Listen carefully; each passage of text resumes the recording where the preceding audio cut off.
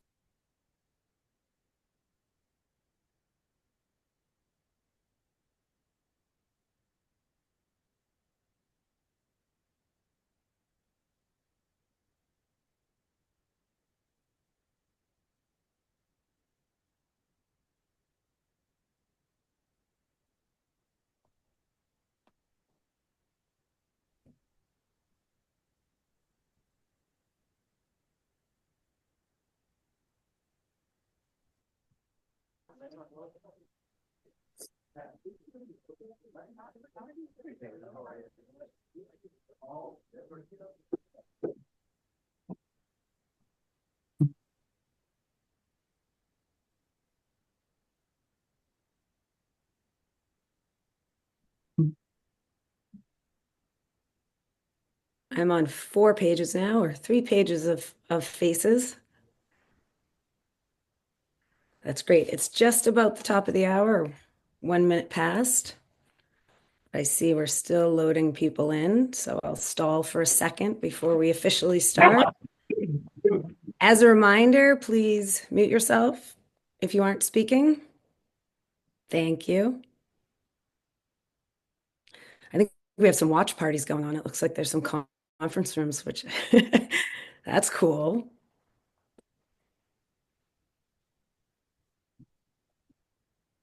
No. All right. Shall we get started? Welcome, everybody. And welcome to the Elevate Executive Roundtable, Making Your Mark, Navigating Opportunities, Obstacles, and Culture. I'm Allie McDonald. I'm a long-term investor and owner in Elevate Network, and I'm going to be your host today. I'm so excited for what's going to be such an amazing and informative panel with our three executives from Diageo.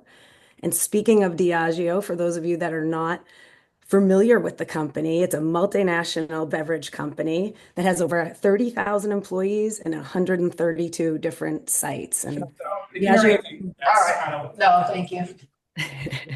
Diageo team, please correct me if I'm wrong on those stats, but I think that's about right. But something that makes Diageo so special is their commitment to gender diversity and their long-term commitment to gender diversity and understanding how important it is, not only to have diversity in the ranks of your company, but in your leadership.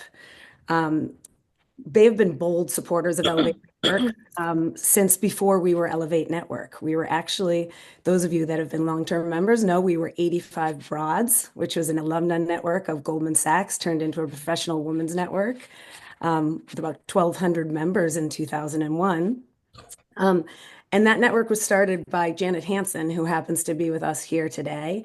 And I thought, in honor of our discussion today with Diageo and in honor of Women's History Month, that we would share a little bit of history about Diageo and 85 Broads or Elevate Network. So this is a plaque of an ad that ran. This is a plaque of an ad that ran in the Wall Street Journal in 2001. And to me, it's just the coolest thing. The fact that they thought to do this, and Johnny Walker thought that this would be a really great topic for an ad, just shows you how committed and pioneering Diageo was to put this up. And just some of the highlights here is, Janet Hansen was the first woman in the history of Goldman Sachs to be promoted to sales management. And currently, the company she was running, Milestone Capital, managed over 2 billion in assets, and it was the first women-owned business like that in the United States. And then they talk about, however, Hanson's greatest success is helping other women succeed as well. In 1999, she founded 85 Broads, a global online network of women professionals. Thank you, Beth. You took it away. I can't read it any longer. But anyway, I just thought this was so cool to show the history between our two organizations and the fact that this you might not know it, but this multinational beverage corporation has been long committed to women in leadership. So thanks for that.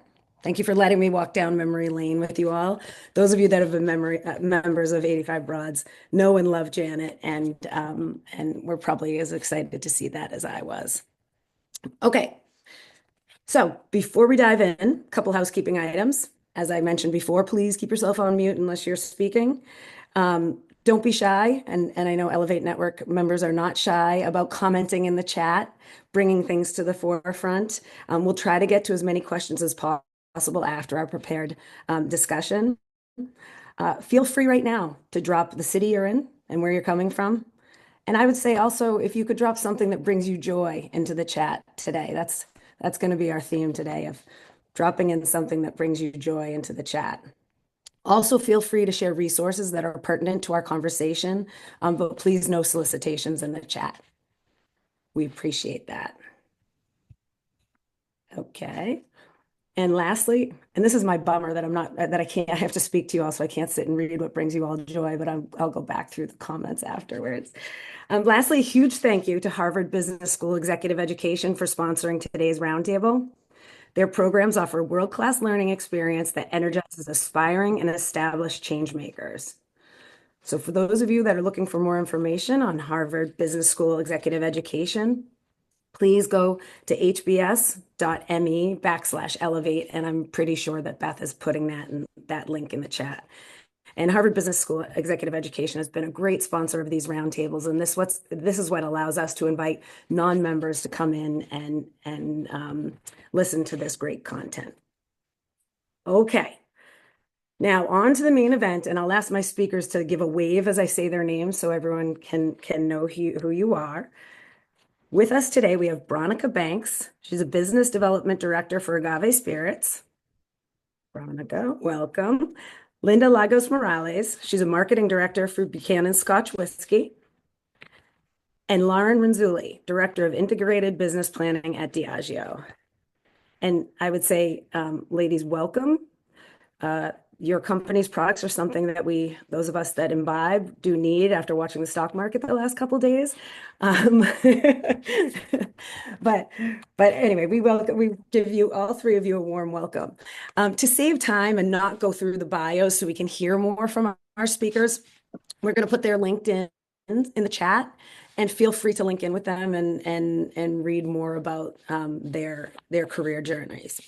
But first, I'm going to go and ask each of our panelists to tell us something that brings them joy, as you all have just done, and then give us a snippet of their career journey, something that was maybe an aha moment, something that was pivotal, something that was transformative for your career, something that we can all learn from. And for that, I'm going to start with you, Bronica. All right. First of all, thank you so much for having me. Super excited. Looks like we have a full house. So thank you everyone for joining. Shout out to the folks in Texas. You guys are definitely showing up. So just wanted to say thank you for having me. What brings me joy is running. So fun fact, I will actually be running my first marathon, the LA Marathon, on Sunday. Super, super pumped. I put a lot of work into training. So excited to kind of continue that milestone and feat something I've been working on for a long time. My aha moment professionally, which I think is one that a lot of women can probably relate and lean into, was when a former leader told me that it was okay to be vulnerable. I think a lot of times as women, especially being a multicultural woman, we feel that we have to work, twice as hard, right? So we're over prepared, we're really showing up, and we're super educated and informed. And a lot of times that could come off as, maybe being a little too strong, right? So the feedback that my leader had given me was, it's okay to not know the answers, and it's okay to be vulnerable. And that kind of brings in more of a human element, and in turn will help others open up to you, and see you as a more, compassionate leader. So it's definitely something I've taken on into a lot of my leadership roles, is just bringing vulnerability and passion, and curiosity into my day-to-day work. It's a super difficult balance though sometimes, right? It is. Because you want that credibility, that respect, and yeah. Yeah, I think there's other ways to to show up in that space. So to your point, it's all about balance. It's awesome. Let's go to you next, Lauren. Perfect. Hi, everyone, and thank you for taking the time and taking the time in yourself to spend this hour with us. It's always good to take come up for a breath of fresh air as you're going through the workday, so it's great. My little moment of joy, I have an almost 11-month-old daughter, which I can't believe it. So watching her just explore the world and, experience things for the first time, I mean, playing with water, trying new foods, that's just been really amazing to watch because every day it just feels like something new is happening. For me, my aha moment, or one of them anyway, is really being introspective enough to know what your skill set is, but also knowing the skill set of those around you. So how, as individuals, you're probably able to deliver and develop yourself and understand what you're good at, but also knowing who are the right people to go to help, build, whether it's your project or your network, and just being able to build upon that, because I think we can all be as great as our own strengths, but we also need to think about those around us, whether they're on your direct team or cross-functional teams, and bring in that skill set, because I think learning through the process, as smart as one person can be, the knowledge of a group is even better. So, always remembering to pull people in along the journey. And Lauren, that's kind of when we were prepping for this call and I mentioned to you, that was one of the things, my aha moment was when my boss said, look at your team. He said, look at your background. He said, they all have the same background as you. They all, played sports. They did this, they did that. And I said, oh gosh, I'm hiring my own image, and you want to surround yourself with people who are different, right? And have different skill sets. That's So right. that's great. Thank you. Linda, last but not least. Hi, everybody. I'm so happy to be here. I'm representing the New York contingent, although I am originally from San Pedro Sula, Honduras. I am the marketing director on Buchanan's Whiskey, which after Johnny Walker, which we just heard about, is actually the second largest Scotch whiskey in the U.S. What brings me joy is also related to my children. As Lauren mentioned, I have 3 kids, and it's something that I'm currently working on because what it is actually watching my kids succeed after they have been struggling with something. Not that I would like to see my children struggle. That would be very sadist. But it's more the sort of the joy and pride that they feel when they've been able to overcome their own obstacles. Is I'm on that journey and I'm really enjoying that. And then, as far as a pivotal moment or an aha moment from a career perspective, I would say actually I'm currently experiencing that. Working on Buchanan's Whiskey has allowed me to work on a brand where the core consumer is primarily Hispanic. And as someone who is Hispanic, that has given me the opportunity to reconnect with my culture in a way that my other brand jobs had not allowed me to do for quite a bit of time. So I am enjoying the job so much for that reason, and feel so grateful for the team that I work on with a lot of Hispanic colleagues, and grateful for the opportunity to use Spanish language and speak Spanglish as we sort of market the brand, and all of that. So it's been a bit of an aha moment being able to reconnect with that, and quite pivotal, I feel. So That's great. How wonderful. And speaking of culture, and let's take it in a little bit of a different direction, not the personal culture, but corporate culture. There's a well-known quote that culture eats strategy for breakfast, and that's really just talking about the importance of culture and corporate culture. And I think it's sometimes you don't know it until you're in it, right? We've all probably lived in really good corporate cultures, and some of us.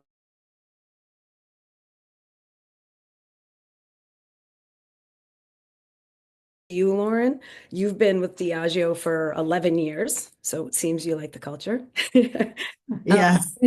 Can you share with the audience what aspects of the important and you building your career there? Yeah, I think, coming into Diageo, and I came right in the supply chain group, and I've done a variety of different roles across the supply chain, and getting to see different bosses and mentors across industry, uh, really being able to develop those relationships. And for me, when I think about being a mentor now, and what I experienced early on, and what I continue to experience from those that I seek mentorship from, is being able to find those people that you can have really unfiltered conversations with. Because there's a lot of people where you'll have conversations, and it'll be good, but you won't really be able to say exactly how you feel, or truly open up. And you have to find the right relationships with the right individuals that you feel like you're speaking the same language. But when you really can have that unfiltered conversation about what you're really feeling, or what you're unsure about in a future role, I've been able to find different people throughout my career, and in different parts of the organization, that I've been able to be that voice for me, which I think has helped me grow myself, and hopefully I can be that person to someone else, another day, and someone can feel like they can say something unfiltered to me, because I think that's where the most organic growth comes from. That's awesome. You said unfiltered, you're a beverage company. I have to say, no pun intended. There you go. But then on top of that, I mean, I think really what you're talking about there is there's this level of trust, right? Like you can you can only have an unfiltered conversation if you know that it's not going to go anywhere. It's not going to come stab you in the back. So that sounds to me like a high level of trust. Veronica, let's go to you. You're the next. You've 4 years or so at Diageo, so you've been other places and Diageo. Can you give some comments on culture for our listeners today? Yeah, yeah, totally. I think there's companies that get it and there's companies that don't, right? So, to me, companies that get it, they place culture at the forefront of what they do. It's really woven into their strategy. It's not just a set of values that are, written on a wall, and, practiced quarterly during moments like Women's History Month or African American History Month or AAPI Month. It's something that's truly woven into the footprint of the organization. From a Diageo perspective, what I really appreciated about the culture is two things. Number one, we really challenge ourselves as well as our distributor partners. We have a network of hundreds of distributors that distribute our product, and we really challenge and push them to ensure that the workforce that is servicing the major cities, different areas that we work throughout the country, are reflective of the consumers that live within that country. And I think that enables us to do a couple of things, right? It allows us to get a lot closer to the consumers that we serve, and the consumers that we're trying to penetrate and get close to, but then also allows us the opportunity to engage with them in an organic manner, and in an authentic manner. I think we spoke about it a little bit earlier about, our brand teams, right? And how, she's so excited to work on a Hispanic brand team where we can speak Spanish and we're talking to that consumer authentically. I know Texas is a big Buchanan's market. Nearly 45% of our consumers are Hispanic, and that trend is growing. And so one thing I really love about Diageo is the fact that we put a lot of pride into showing up with our consumers, to our consumers, from a multicultural perspective and non-multicultural perspective, in the most organic way possible. And then I think, for anyone who is at a company that maybe doesn't get it, leave. My first company that I was with, transparently, it was a little too, I worked in oil and gas. I'm sure you guys can tell by my personality. I'm a little spicy. I have a lot of personality, and it was unfortunately just a little too corporate for me, right? And so when I decided to make my career pivot, I had to ask myself a couple of questions, right? What brings me joy? What do I enjoy from a commodities perspective? I know I'm a super talented individual, so how can I take my talents into an industry that fuels my passion? So I feel like if you're unhappy somewhere, don't be afraid to leave. There's great companies out there everywhere, and I'm pretty confident that you'll be able to find a fit. That's great. That intentional inclusivity in the culture is so important, especially there's the basic. This is what we talk about all the time. It's not just a good thing to do to include people. It's a smart business move because you have your consumers that now you can speak to in a very authentic way because you're the same, right?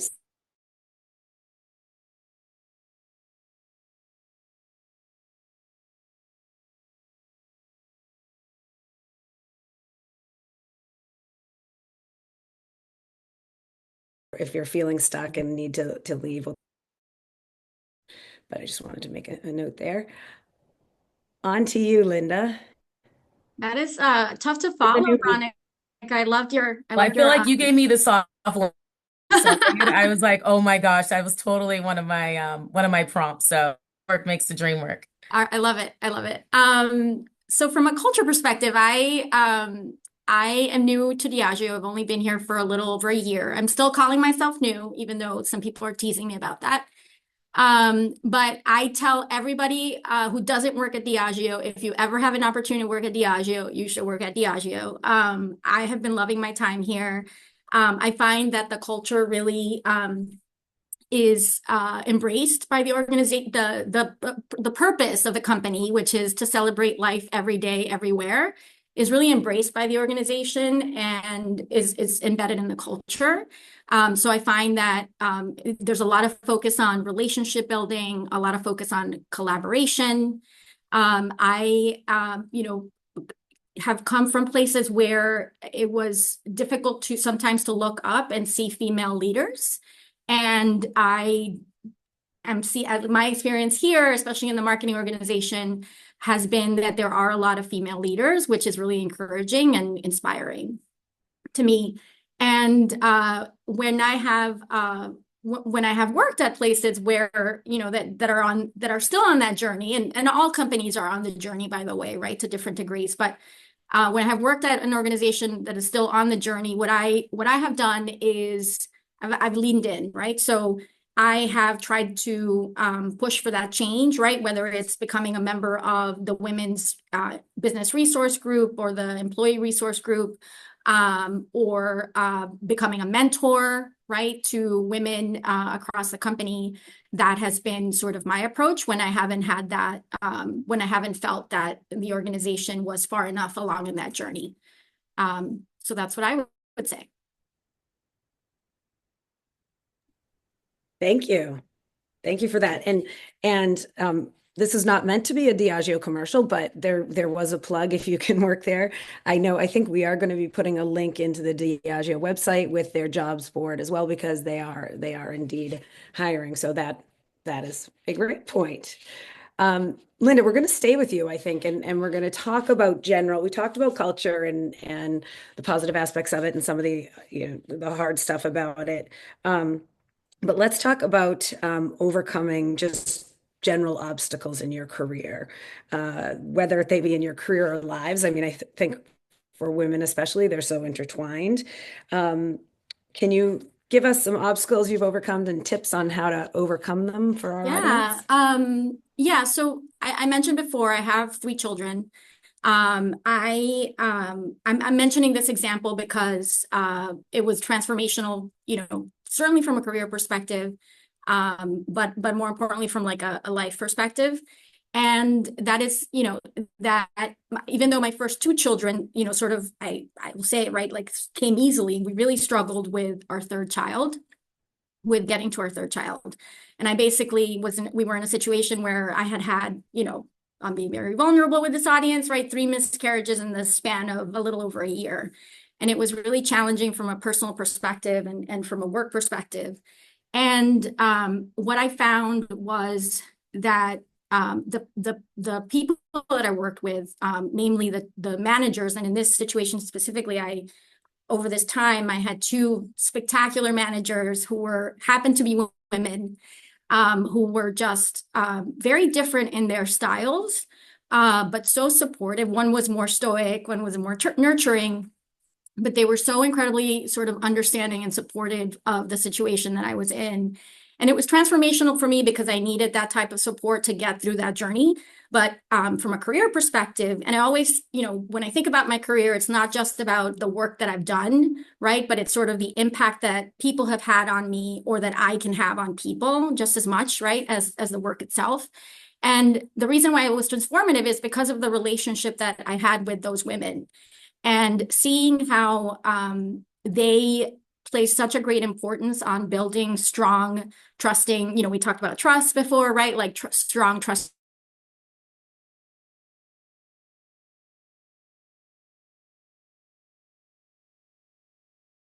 and it helped me through this difficult time. And it was something that I've taken, with me on every team that I'm a part of, right? When I lead teams, I try to lead with a, and I do something that, we call, oh my gosh, it'll come back to me. I apologize. But I lead with a lot of vulnerability. I try to build those relationships from the start so that my team can be really open and authentic with me and that I can help them to the best of my ability. And we as women experience a lot of issues with infertility. And, I was able to sort of return the favor in a lot of ways. So I was really grateful for that experience. Thank you for that. I think there's probably many on the chat or many in the call that can relate to your struggles. And I think it's excellent that you had good managers and can then give back. I'm seeing a lot of full circle stuff going on, right? You were treated one way and then you are hoping to give that back. Who are we going to next on this? Veronica, you want to talk about some of your obstacles and how you overcame them? Yeah, totally. I think first and foremost, Linda, thanks for sharing that. I think, it's something that a lot of women can relate to. So appreciate you for being vulnerable with the group.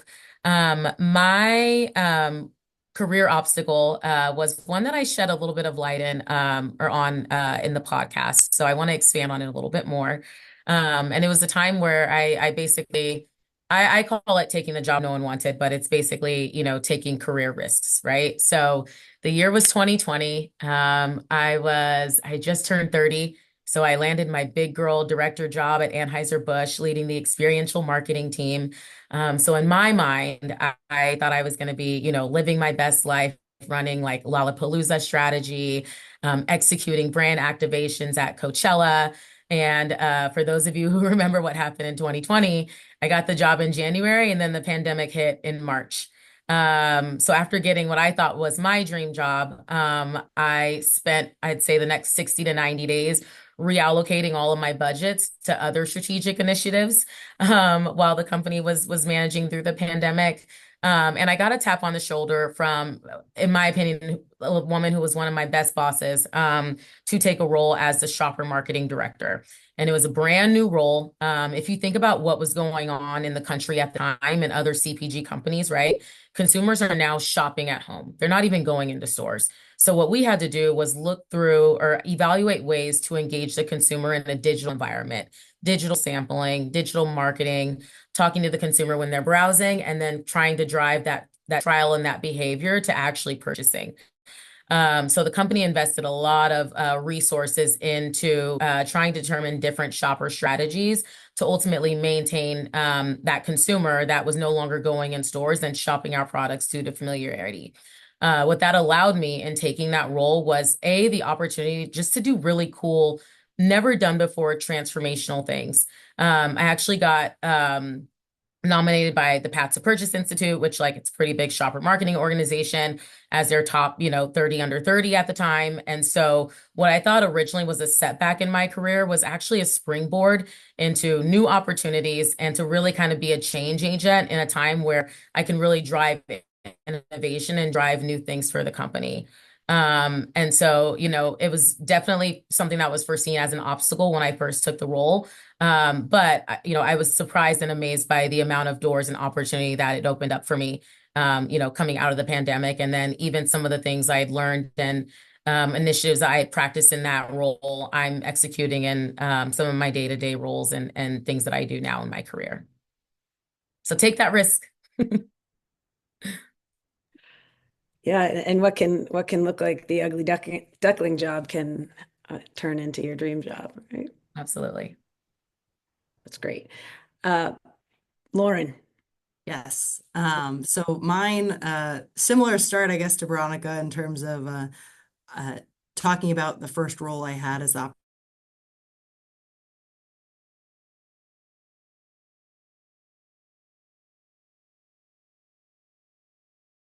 Mexico. So I was leading the Nice. innovation and brand change team down in Mexico, and I'll talk a little bit more about that in our next part. But when I got there, thought, okay, I'm going from a manager to a director. I have to make an impact.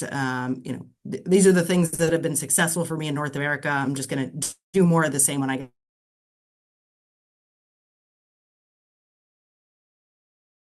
the bull in the china shop, or maybe the gringa in the other country, right? Because they said, I came in with my very strong, US style, and okay, we just got to get things done now. And I didn't appreciate, and in any culture, it's not just Mexico, but like how much like actually understanding the team and getting to know them was important before I, started to say, oh, well, I need to go make a big impact. And I think when I actually stopped and was able to look around me and talk to the team and understand what their obstacles were, that's when really I started to develop the relationships and build the bonds. Like, I mean, even beyond like my time in Mexico. But I think it's going into a role thinking you need to be a certain way, or, okay, I have to really go in overdrive because I have to prove myself. But then also having the real vulnerability of like, okay, everyone wants to show up and be their best self, but you also have to look at, the environment around you and read the room a bit. And with that, you'll actually gain a lot more traction with the team and the cross-functional team, and build the relationships you need to actually get things done. And also just appreciation. Just because something's comfortable to me doesn't mean it's comfortable to everyone around me. So maybe my style or what I expected, again, learning as a leader, sometimes you have to be the one to ebb and flow, not expect everyone around you to ebb and flow, because that actually causes a lot more of the disruption. It's such a good point. I remember one of the high ups at one of the companies I worked for said to me, "You always seem like you're ready for a race." And I was like, "I run a sales force. Shouldn't I always be ready for a race?" And it was like, "Well, not necessarily, because you're making some people uncomfortable." Not, I don't know. Had I been a man, would they have asked me that question? Who knows? But anyway, but it is true. Like, I wonder, do they have any cultural training or anything if you're going from one country to another, like for like nuance training or anything like that? I think honestly, like I don't remember anything specific. They definitely had, training about, integrating kind of, but honestly, I went to Mexico. I had been to Mexico, but I'd never been to Mexico City. So I went sight unseen. So I would say like that was another big like I looking back, I said I can't believe I did all that, but it was a little bit fish out of water, and you just started swimming. So Yeah, that's crazy. That's great. So those were some of our for obstacles that we can learn from. Let's talk about the good stuff. Let's talk about opportunities. So you've all had successful careers in one or more companies. Um, and let's talk about, obviously opportunities have come knocking more than once. How did they come to you? How opportunities did you create them, and how did you capitalize on them? Veronica, let's go back to you. All right. Yeah, I think in the example I'm about to give, I was the one that was knocking, being super transparent. But I think in terms of advice or feedback on how to capitalize on career moments and career opportunities, I would say it's really critical to build strong relationships. So when I was in the process of evaluating transitioning my career from oil and gas to CPG, at the time, again, like I said, I was researching what companies and commodities I enjoyed. And at the time, the company that I was applying for were hiring for ultimately every job under the sun. They were expanding their trade teams, they were expanding their sales teams. So I basically applied for every role that was posted. Just because I knew I wanted to work for that company. And so I ended up landing an interview, which at the time was not a good fit. I didn't think of that at the time, but it was basically a brand manager role. So they fly me to New York and they're like, "What brand management experience do you have? Like, we know you've done commodities, but like kind of sell us on the synergies." And ultimately I sold myself. But I ended up not getting the role. And so I kept in touch with that hiring director for a year and a half. A year and a half, just, constantly reaching out, "Hey, checking in. Hey, I saw this in the news. Congratulations on this, big innovation." And it wasn't necessarily sucking up. I think it was really being bought into the organization and some of the transformational things that they were doing, in the field. And so I say all that to say, ultimately after a year and a half, the hiring manager reached out, said, "Hey, I'm relocating, and I actually have a sales role in the field that I think you'd be a great fit for." And so I ended up taking the job. And for me, I think the message there was that, delayed does not always mean denied. I think a lot of times, we take that first no as, okay, this isn't the right opportunity for me.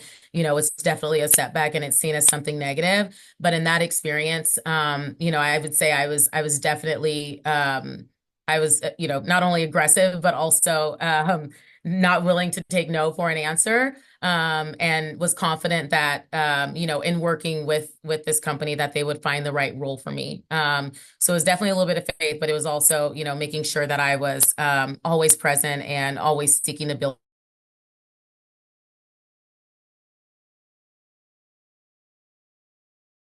circles. So relations really matter in those instances. They do. Persistence helps, huh? Yeah, I wouldn't call it stalking, but it was definitely keeping in touch.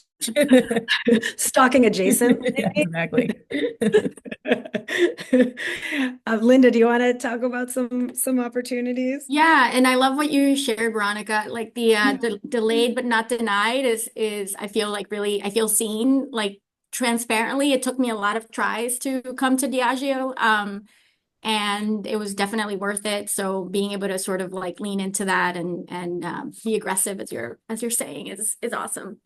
What I would say is in terms of opportunities, the advice that I would give, I guess, or what has worked well for me is building a reputation for yourself. So I had a tendency to always take on really ambiguous and really hard projects. So when those projects would come up, I was in the consideration set. And there was one, particular one that I remember very fondly, although it was really, really challenging.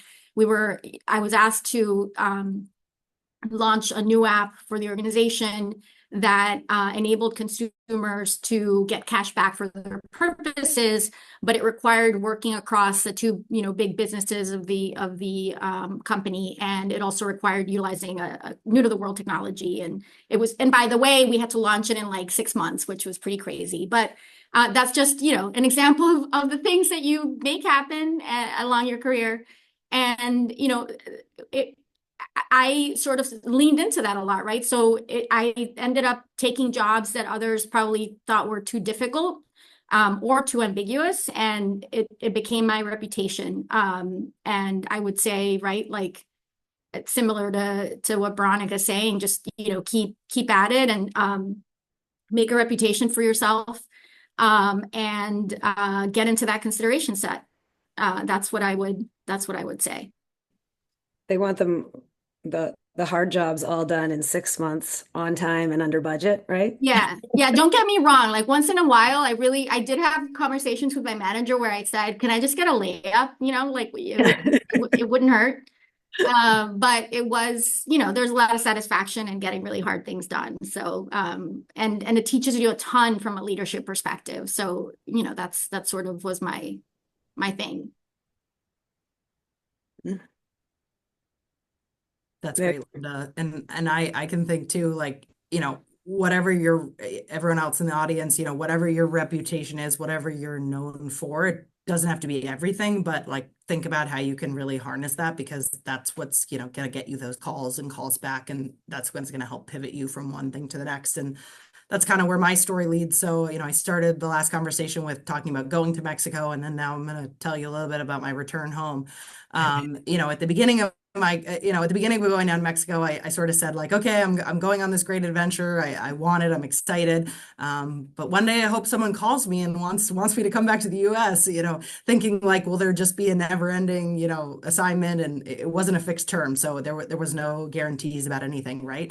And what I didn't totally appreciate until I was in it was, I was working in, again, in innovation and brand change, but in tequila. And, at that time, 2018 plus, I mean, tequila still is, but it was in an enormous boom. And, every day I was on with different stakeholders in the US, and, they called me about something in logistics, and I'd say, I'm not really in logistics, but sure, let me connect you to the right person. And it was a little bit of just having a face or a friendly name that they could connect to, that I could make that connection. So what I didn't really realize at the time was, every day was sort of that interview or that opportunity to interact with the stakeholders I once did, and not per se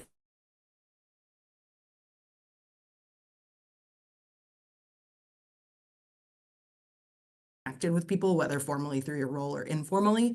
And really that's what got me into my next role, which, again, talking about opportunity was in planning. And, when I got the opportunity to apply for the role, I said to the hiring manager, I haven't worked in planning before. And, maybe that was a little bit of my own vulnerability of thinking, okay, you want me to go do this role and I haven't worked it. And they're like, no, we understand that. But, we see the value of what you're doing. And that was, what I believe my reputation was built on. And that, that confidence in me, and thus the confidence that I'm able to grow myself has really left me to this life lesson of, like, I hear and talk to a lot of people that get hung up on applying to roles or considering roles because they will, well, the job description, I don't have this amount of experience, or I haven't had this. And, if people believe in you, and if you show that you have the right, tenacity and attitude and can do, people are willing to look through what they put on a description. Sometimes that is to filter the outside world, which, is unfortunate when people try to get into a company. But that's just a reality, and don't be afraid of putting your name out there. Maybe it won't go anywhere, but it doesn't hurt to try. And, if you have built a reputation around yourself, that will probably help you fly further than getting hung up on something as like, oh, well, that's not my description today, or, I don't have exactly that translatable experience. And I think sometimes that gets us stuck in one area when we have aspirations to do different things. And my career has been all about doing different things, and I'm going to keep doing it. Lauren, I hear you on that. I had to chime in because I think a lot of times, especially when I do a lot of hiring, in my role, we hire for a lot of field-based roles. And I think one thing we have to be mindful of when we think about, oh, well, I don't have that experience. It's like, we know you don't have the job, right? Like, the point of you coming into the job is to get that experience. So I think as long as you put your best foot forward and you come with a strong reputation and a strong background of, hard work, diligence, and a great reputation and resume, I mean, you'll be successful anywhere. So, don't be afraid to take that risk. And, like, we're not always we don't want you to have done the job before. Otherwise you'd be doing it, or you wouldn't be a good fit because you've already done it. Right. Yeah, I'm hearing some great themes. Put yourself out there, take that risk. You don't have to have all the things on the job description. Also, a strong theme that's coming through and people are picking up of it in the chat is networking, right? Building your personal brand and your network, staying in touch with people that you've worked with before. These are all such great advice, and we're hearing it in the chat. People are commenting on how great the advice is. Ladies, we had planned to go to do's and don'ts right now, right before we hit audience questions, but I thought it's probably more timely to take Patricia's question. I don't know if any of you have seen it, but Patricia has a good question. Since you all have made it to, marketing director, she's looking for kind of some technical advice or some tips and tricks on, can each of you share your experience transitioning to a director level? And then someone just hit it. And lessons learned, maybe a couple lessons learned as you do that transition. Lauren, it seems like you have your mute off, so we could start with you. Yeah, sure. I think for me, going from manager director, I went from, managing one person as a manager to managing 6, which turned into 9, was like realizing, again, I think I started the top of this conversation with, like, you can't do it all, and you have to inherently rely on your team to help you and the broader organization be successful in whatever area you're in. So my recommendation is, wanting to transition to another level, try to look for experiences where, even if you don't have the chance to maybe manage directly people now, like, try to get that experience, even if it's like an early career professional, to help mentor, guide them, coach them, right? Getting that experience first, because going from 1 to 6 and 9 was, again, overwhelming. And there could be a whole talk about, trying to navigate that relationship. But I think that is a big step change of thinking beyond what you can deliver yourself and thinking what your team can deliver, and how do you hopefully empower them to be their best selves. Yeah, and I think, Lauren, I'll speak to once you've already made it onto the director level side. At the top of the conversation, I spoke a lot about vulnerability. And when I transitioned from being a manager to a director, a lot of times I felt like I had to overcompensate, right? Because that stress kicks in, and what is it called? Imposter syndrome. Imposter syndrome. Thank you. Yeah, that imposter syndrome kicks in where you're like, oh, am I really worthy of this job? Should I really be here? Do they really hire me? Am I the right fit? And I feel like in that it's human nature to get the need and have the need to overcompensate and feel like you need to over deliver and overanalyze everything. But by taking a step back and, to Lauren's point, leaning into other people's strengths and taking that as an opportunity to really learn the business or learn your role or learn more about the job that you were hired for, you not only empower your team, right? Because they feel like you can trust them and they're adding value to what you're bringing to them. But you also use it as an opportunity to learn along the way. So I feel like that was kind of a full circle moment for sure in terms of vulnerability, and then also, leveraging the team's expertise. Yeah, and I mean, this is all such great advice. I'm like writing notes down. Thank you, Lauren. Thank you, Veronica. I would say, right, like as far as making that transition is concerned, really similar advice in that I think you can think of like a functional skill set, right? When it comes to marketing, there's a lot of functional aspects to the job. But there's also a leadership skill set. And I think that the dial sort of goes heavily to the leadership component as you advance in your career. At least that's been, my experience, because you've sort of set that really strong functional foundation already. And one of the things that I try to do or aspire to be is, and this is the phrase that I forgot before, it came back to me, is to be what my prior organization called a servant leader, right? So it's this notion of, your role as a director, as a leader, is really to be there to support your team, to give, like, the most important thing that you can do is to give your team confidence. It's not about telling them what to do or figuring out, the problems on your own, right? It's sort of giving them the strong foundation and the confidence to get the job done that that they're very capable of doing. So that would be, I think, a key thing to think about as you sort of think about transitioning into, higher levels, is tweaking that dial to sort of showcase the leadership, the leadership capability in a bigger way. Thank you for that. That was great. There's some other questions we had in the chat. There's one about being a cultural misfit, and what if you can't just pick up and leave your job? And that's the minute we said, get out, it's easier said than done, right? People have financial reasons they can't just pick up and leave. They have demographic, location, family, there's a million different reasons why a lot of people can't just pick up and go, and we recognize that. And at Elevate, one of the things that we're trying to do, and I'm seeing some other comments, on with our squads program. So I'm giving a little bit of a commercial right now, but I think it is pertinent for those of you that are struggling. I saw another comment about women should be lifting each other up more, right? It's you can only control your career so much. You need other people to help you. We have our biannual squads program, and our spring squads program the signups are ending this week. If you're feeling like you want to be a part of a group of 8 to 10 other women, please sign up. Those of you that are members have probably been part of a squad before.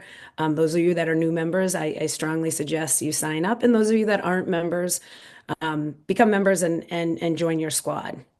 And if there's anyone out there having a financial hardship and you cannot afford to pay but really need a squad, reach out to us, and you can reach out to Beth. Someone's saying, how can we sign up? Oh, there it is. It's in the link is in there. You can reach out to Mohini, Mohini at elevatenetwork.com. And we would love to help you. So sorry, ladies, for interrupting, but I want to go back to our do's and don'ts as we finish up here, and answer any other questions that they have. But I thought, based on what was coming through, I thought I'd talk a little bit about our squads program. So Lauren, let's go to you on do's and don'ts. Yeah, if it's okay, I'm actually gonna like pivot off of what you just were talking about Absolutely. about trying to find, other opportunities, like again, not my personal experience, but with my husband, just to be like really real out there. He came to the US with me, and he started looking for a job, and as someone who was like a highly qualified, capable individual, I mean, it took him almost 9 months to find a job. I mean, he was on the LinkedIn grind every single day, applying to things, sometimes immediately getting rejected. So like, it's easy for us to sit up here and say, okay, things look good. But like the honest answer is like, sometimes it is really hard. And like, as a partner that was trying to support him, like emotionally, of like, no, you will find the right job. Like it will come. It's going to take a really long time. And thinking, oh, let me just apply for things that aren't even right, but their jobs available, so I should just apply. So obviously, everyone has to do what's right for their own, financial situation, family situation, etc. But job searching it's not for the weak. It is hard, and you have to work it every single day. So whether it's you're searching for a job or you're working your network, it is part of your job. Again, you're not spending 8 hours going to search on LinkedIn, but you do have to work it, whether it's your network or in the application process, because it just doesn't come easy. And honestly, I think AI maybe hurts us a bit because it just naturally weeds so many things out if you don't have XYZ keywords, but where that human interaction, I think, gets a little lost in the HR process. Again, from what I saw in our experience. So just realize that if you're in the thick of it right now. So. No, and Lauren, thanks for picking up on that thread. If anyone else has something to add to that, feel free. That's important. Thanks for sharing that. Now on to the glamour do's and don'ts. I Lynn, can start. in there. Yeah, I will start with the don't, which I try really hard to remember, not only from a career perspective all the time, but also from a life perspective. And that is, don't compare yourself to others. We in our prep session, we were talking about this, and I messed up the quote, so I was really good about trying to, write it down this time. But comparison is the thief of joy. So don't try really hard. I know it's hard, but try not to, because we're all on our own journeys, and you never know what other people are going through, and they don't know what you're going through. So, it can be a really sort of counterproductive exercise to constantly compare yourself. So I would say that. And then from a dues perspective, I know that, sometimes it's not possible to do this. But if you do have, if you're evaluating different roles or have an opportunity to sort of really make, choices, really do consider the manager that you're going in to work for. I heard a great quote in a training that Veronica and I did a few months ago that was something, I forget the exact statistic, but it was something like, you spend more time with your manager than you spend with your spouse or partner, which really blew my mind. And I texted my husband right away to say, like, I need to spend more time with you. But it is such an important aspect of your happiness on the job. So as you're considering opportunities, try to evaluate the connection that you have with your manager and whether or not it's somebody who's going to be supportive of you and really lift you up. So that would be my do. Yeah, I think, Linda, to kind of piggyback off of yours, I think number one, my don't was actually don't compare yourself to others. I think you hit the nail on the head there, for sure. But I think even, speaking to your point on, evaluating your manager, I think also in that session we were in, they talked a little bit about how like people don't leave companies, they leave bad bosses, right? And so I think whether you're a new leader, coming into an organization, figure out your leadership style, figure out what works for you. I know this is probably a little bit of an HR no-no, so Sarah, don't kill me, but with my direct reports, I ask them, like, what's your work love language, right? Like, how do you prefer to receive feedback? How do you prefer to receive compliments? How do you prefer to be rewarded? Like, what kind of makes you tick, and how do you prefer to receive that type of feedback and input from me? In terms of my I would say if you guys look at kind of my career trajectory and some of the notables that I talked about here in the session today, I would say just lean into discomfort. I think a lot of times, particularly in these spaces, we talk about getting comfortable being uncomfortable. And I think that you guys will find that, in leaning into what might seem like an uncomfortable situation, you'll learn so much more about yourself. You'll learn so much more about, the company. You'll probably build better relationships, because what you'll find is, although you're uncomfortable, everyone else is too. So that provides a space of, vulnerability and opportunity to kind of collaborate with others. So lean into discomfort when you can. I think the output on the other side is always usually rewarding. Yeah, and I have another do kind of, again, saw some things in the chat, again, a lot about, how to be applying for those jobs and how to assess companies and whatnot, right? Again, I would say in any, interview, yes, the person, the hiring manager wants to know about you, but you kind of want to sense out, do I see myself fitting in this culture? Do I feel like the people that are, interviewing me, I can relate to? Again, sometimes it does feel hard on an interview because it can be, obviously you're putting your professional self forward, and sometimes 30 minutes, and that goes quite quickly. But a lot of people have always asked me, why do you like Diageo? Why do you stay at Diageo? I think that's always a question when people ask that, and uh, that's one that you can get a little bit of an insight. And again, if you have multiple interviews, you can ask multiple people, see if they're kind of singing the same things, or they're kind of saying totally different things. So you can kind of see, where they're angling at in their process. So that's my do, I guess, in terms of interviewing.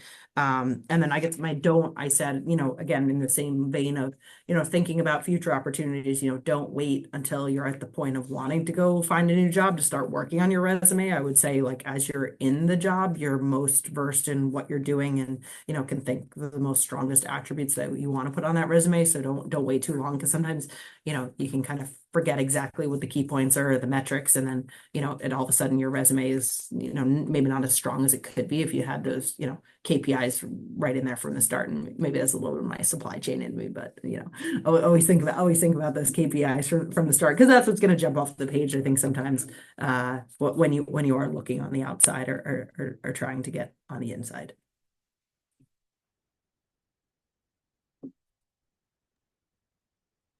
That's great. All really, really good advice. I think we got to most of the questions in the chat, and most of the comments. And Lauren, thanks for pulling some of those forward.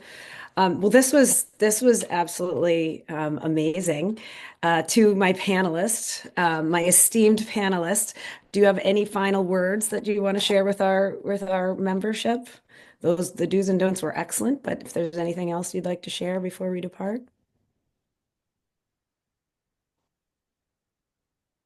I think I'm good. Just want to say thank you, everyone.